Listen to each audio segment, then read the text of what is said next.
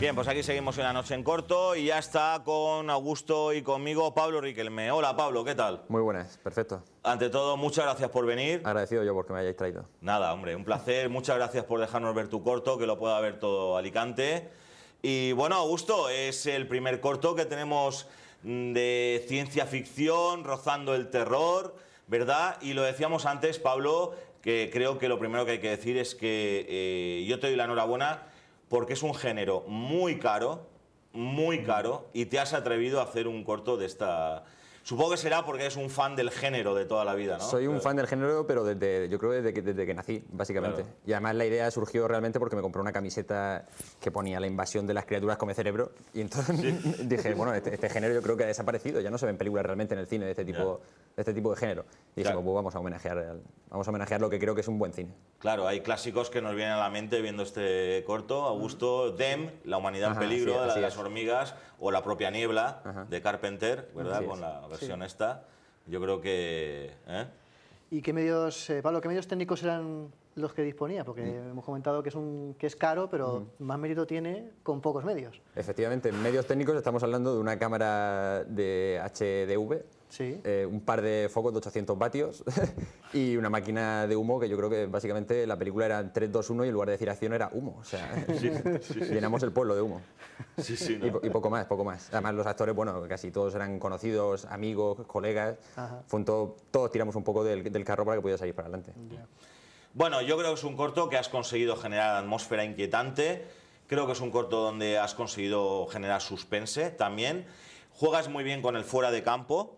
Uno está viendo lo que pasa, los personajes, y has generado ansiedad de ver a las babosas asesinas. Uno siempre tiene en mente, a ver, lo quiero ver las babosas asesinas, ¿no? Y claro, yo creo que es un poco el quid de la cuestión, ¿no? El diseño, cómo has creado ese monstruo, esa criatura. Pues ¿verdad? en realidad... Supongo que costaría bastante. Costó bastante, sobre todo porque era 3D. Pero en realidad lo que decías del fuera de campo es algo que tuvimos muy presente, o al menos yo lo tuve presente a la hora de estructurar el guión técnico de la película. A mí me encanta la película de Tiburón y creo que si algo hay que, digamos, destacar de esta película era que el tiburón no se vea hasta el último tercio de la película. Claro. Y entonces era una idea que yo quería mantener en este mismo cortometraje. De hecho, se nos planteó incluso la posibilidad de que no salieran las babosas y mantener todo el corto, digamos, con esa angustia, porque se suele decir que lo que el espectador imagina es más terrorífico que la propia imagen. Solo que, bueno, era un homenaje a los años 50, entonces una película que sea homenaje a esta época sin que se viera el propio bicho también me pareció un poco a lo mejor abusivo.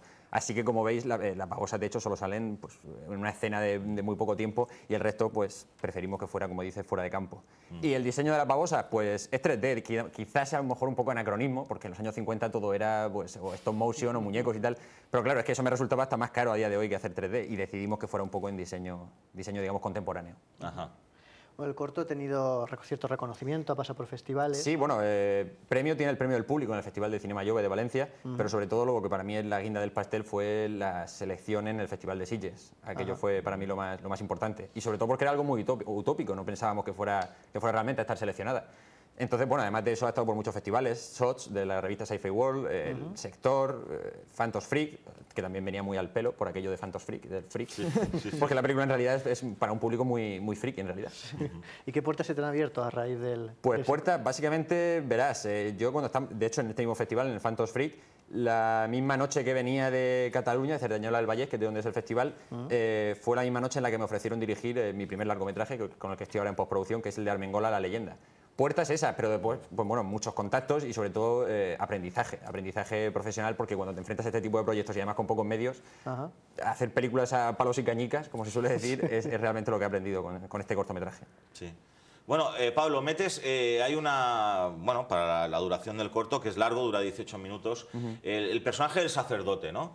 Yo creo que está bien metido porque además yo no lo puedo evitar, ¿no? Desde El Exorcista, cuando veo un sacerdote en la pantalla ya me acongojo. Yo digo, aquí algo malo va a pasar, ¿no? Algo sobrenatural. Siempre, de verdad, desde que como tenemos el padre Carras del Exorcista metido en la cabeza, dice, un sacerdote, madre mía, ¿verdad? Qué amenazante, qué misterioso y tal. Es que en este tipo de películas realmente los convencionalismos casi son siempre los mismos, ¿no? O sea, tenemos un pueblo, siempre es un pueblo, al menos en esta época siempre era un pueblo. Tenemos una pareja adolescente que se ve perfectamente, incluso uno de los personajes soy yo mismo. Tenemos el policía, que en principio siempre resulta ser el policía escéptico, que no cree lo que pasa y al final siempre se hace el bueno de la película. Y como tú dices, el sacerdote no podía fallar. Claro. De hecho, mucha gente me decía, es que parece que el sacerdote, el actor sobreactuaba, pero es que era necesario que sobreactuara. O sea, era una cosa imprescindible. imprescindible. El padre Carras. Y ya no como director o como cortometrajista, sino como aficionado en el mundo de la ciencia ficción, del fantástico, del terror, mójate. ¿Qué opinas del estado de salud del cine fantástico de terror actual? Porque muchas veces hablamos de homenajes. ¿Por qué manejamos tanto los clásicos y no los actuales? Pues yo sinceramente pienso que es que este cine, lo que hablábamos, este cine, lo que es este mismo, el de las babosas, el de Tarántula, el increíble hombre menguante, de Jack Arnold, por ejemplo, y todo su género, es que ha desaparecido. O sea, todo lo que cuando hablamos ahora de ciencia ficción y de terror, hablamos de un cine muy diferente a lo que era la ciencia ficción y el terror de hace muchos años. Ahora es casi más, digamos, de industria, más convencional, de quieres ir a comer palomitas al cine y beberte un refresco, entonces sueles ir a ver una película de este tipo de películas, terror y tal. No es que sean malas películas como La Casa de Cera, este tipo de thrillers que rozan también el terror, que no están mal, pero creo que son más para industria, para pasártelo bien, para ir con adolescentes y tal. Entonces, homenajearlo, pues realmente cuando a lo mejor tienes un poco de nostalgia por aquello que viviste en tu época, y yo es que realmente no soy de los 80 y mucho menos de los 50, pero es que ya de joven mis padres me dejaban ver todas las películas que quería y de niño pues las películas que ponían en ciertos canales ya por la noche eran de este tipo de películas. Entonces hay una diferencia muy clara entre lo que era el cine antes y lo que es el cine ahora, de terror al menos. Pues sí. Bueno, el corto tiene planos que son muy resultones, ¿eh? Muy conseguido. El problema es que no podemos desvelarlos, no podemos contar, ¿no? Ajá. Pero, en fin, una cosa que pasa ahí con el sacerdote y tal, a mí me ha dejado y tal. Y, oye, los efectos están muy conseguidos. El efecto niebla, el efecto tormenta. Bueno, oye, ¿y el policía es munición real o qué? A ver si te cargaste a alguien haciendo no, la munición que tiene la pistola es real, pero la munición solo se ve en la escena en la que se ve cómo está cargando el revólver. Después ya no dispara de verdad, evidentemente, todo era infografía. Las babosas son infografía, pero lo que decías de efecto tormenta y decías también el efecto niebla, realmente no es efecto, o sea, es niebla, es humo, y la tormenta era una tormenta de verdad. Yo miré el tiempo antes de ir al primer día, porque además se rodó el primer día de rodaje, y vi que había posibilidad de que nos cayera una lluvia. Pero dije, bueno, es que en realidad si nos llueve nos va a venir hasta bien. ¿Qué pasa? Que nos llovió un poco más de lo que esperábamos y tuvimos que cortar incluso el rodaje un par de horas, pero es que esa escena que se ve en la introducción, gracias a Dios y a que quiso que saliera de esa forma. Te viene bien. Y hay un plano espeluznante, Augusto. No se puede desvelar. A mitad de corto hay un plano espeluznante. Creo que te refieres al homenaje a Tiburón, ¿puede ser? Sí, realmente reflexivo, con diferentes... Sí. Conseguido, ¿eh? Conseguido, muy conseguido, sí. Bueno, y no tenemos más tiempo. Háblanos un poco de ese proyecto, de la Linda Armengol.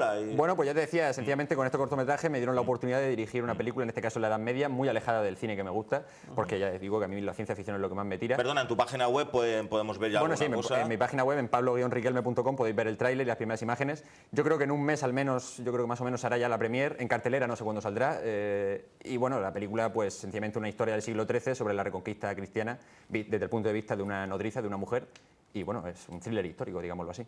Fíjate qué cambio, ¿no? El género sí, brutal, pero bueno, a veces hay que venderse.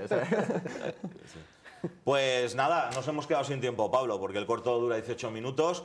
Pero es una gozada que has estado aquí, cómo te has explicado, cómo nos lo has contado. Y lo importante, como siempre decimos, es que la gente vea tu corto. Gracias a vosotros. Pablo, muchas gracias. Augusto. Solamente advertir que se queden después de los créditos. Que, sí. como en las buenas películas hay algo siempre después de los créditos. Hay algo después de los créditos, sí. Una cosa muy clara. Pues lo dicho, muchas gracias por su atención, señoras y señores, y les dejo con el estupendo corto de Pablo Riquelme, La invasión de las babosas asesinas. Hasta la semana próxima.